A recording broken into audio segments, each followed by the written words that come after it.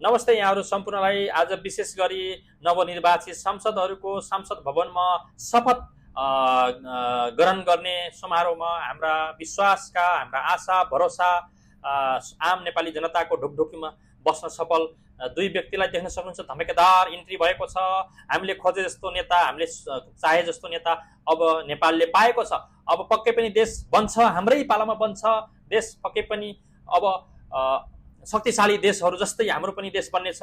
विकसित अरू विकसित देश जस्तै हाम्रो पनि देश विकसित हुनेछ। अब पक्कै पनि हाम्रो देशले मुहार फेर्नेछ। सुन्दर नेपाल, सुखी नेपाली पक्कै पनि हामी अब बन्ने नै छौँ। अब ढिला नगरिकन देश बनाउनु होला।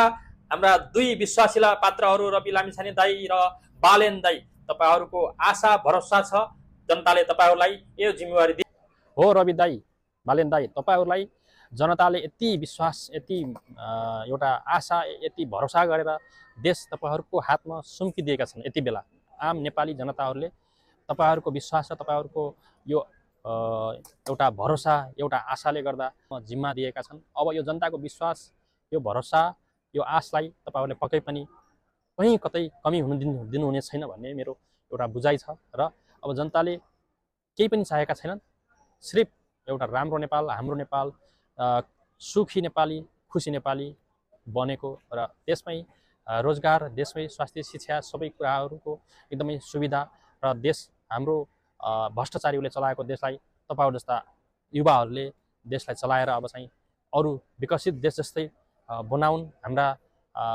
छोराछोरी अर्काको प्रदेशमा जानु नपरोस्, अर्काको देशमा जानु नपरोस्, यतै नेपालमै केही गरेर खान सकुन् र त्यो खालको वातावरण बनोस् र त्यो खालको नेपाल बनोस् भन्ने आशाले तपाईँहरूलाई जनताले भोट दिइसकेका छन्। अब तपाईँहरूले पक्कै पनि 5 वर्षमा सबै काया पलायत गराउन सक्नुहुन्न, तर पनि 5 वर्षमा तपाईँहरूले सही ट्र्याकमा, सही बाटोमा, तपाईँले सही दिशातिर देशलाई पक्कै पनि ल्याउन सक्नुहुन्छ, ट्र्याकमा ल्याउन सक्नुहुन्छ। र थोरै भए पनि यो जनताले चाहे जस्तो विकास गर्न सक्नुहुन्छ।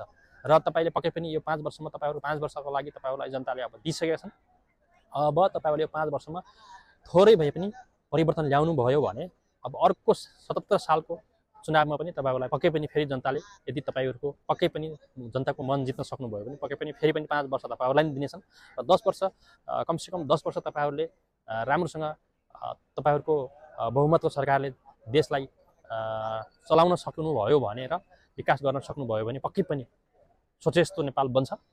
र यी विश्वास, यी भरोसा, आशा गरेका हामी नेपाली जनताहरूको एउटै विश्वास र भरोसा तपाईँहरूमा छ। र तपाईँहरूले त्यो विश्वास र भरोसा पक्कै पनि कहीँ कतै अलिकता पनि कमी हुन दिनुहुने छैन भन्ने एउटा आशा राखेका छौँ। र यो 5 वर्ष तपाईँहरूले यति अब हामीले सबै विकास, सबै सम्पन्न खोजेका होइनौँ, तर देशलाई सही ट्र्याकमा हिँडाल्नुहोस्, सही नियम, सही रुल्स बनाएर हिँडाल्नुहोस्, पक्कै पनि देश परिवर्तन थोरै भए पनि हुनेछ। र अरू 5 वर्ष तपाईँहरूको फेरि थप कार्यकालको लागि, थप अर्को 77 सालमा फेरि पनि पक्कै पनि जनताले यदि तपाईँहरूको काम देखेर खुसी र तपाईँको कामबाट सन्तुष्ट भयो भने पक्कै पनि जनताले फेरि पनि तपाईँहरूलाई 5 वर्ष थप दिनु नै हुनेछ भन्ने हामी सब जनताको बुझाइ छ। र तपाईँहरूले जसरी हुन्छ अबको 5 वर्षमा यी भ्रष्टाचारी, दलाली सबको सब छानबिन गरेर सबलाई, यदि भ्रष्टाचार गरेको छन्, यदि देशलाई डुबाएका छन् भने ती सबलाई छानबिन गरेर कारबाहीको दायरामा ल्याउनुहोस्। र ती भ्रष्टाचारीहरूको सम्पत्ति सबै राष्ट्रियकरण गरेर विकासमा लगानी गर्नुहोस् र देशलाई सही बाटोमा, सही ढङ्गले अगाडि बढाउनुहोस्। पक्कै पनि जनताको मन, जनताको माया पाएर तपाईँहरूले पक्कै पनि जनताको यो विश्वासलाई कतै पनि कमी हुन दिनुहुने छैन भन्ने मेरो आशा छ, हामी सबै नेपालीको आशा छ। र पक्कै पनि त्यो काम तपाईँहरूबाट हुनेछ, छिटै हुनेछ। र तपाईँहरूले अब हामी आम यो परदेशी भूमिमा बसेका नेपाली दाजुभाइ दिदीबहिनीहरूको दुःख पीडाहरू बुझ्नु भएको छ। र पक्कै पनि देशमै रोजगारको सिर्जना गरेर हामी पक्कै पनि नेपालमै आफ्नो सुख दुःख गरेर आफ्नो घर परिवारसँग बस्ने एउटा त्यो खालको सिर्जना हुनेछ। देशमा थोरै भए पनि एउटा रोजगारको सिर्जना भयो भने हामी पक्कै पनि आफ्नै देशमा बसेर केही गर्न सक्नेछौँ।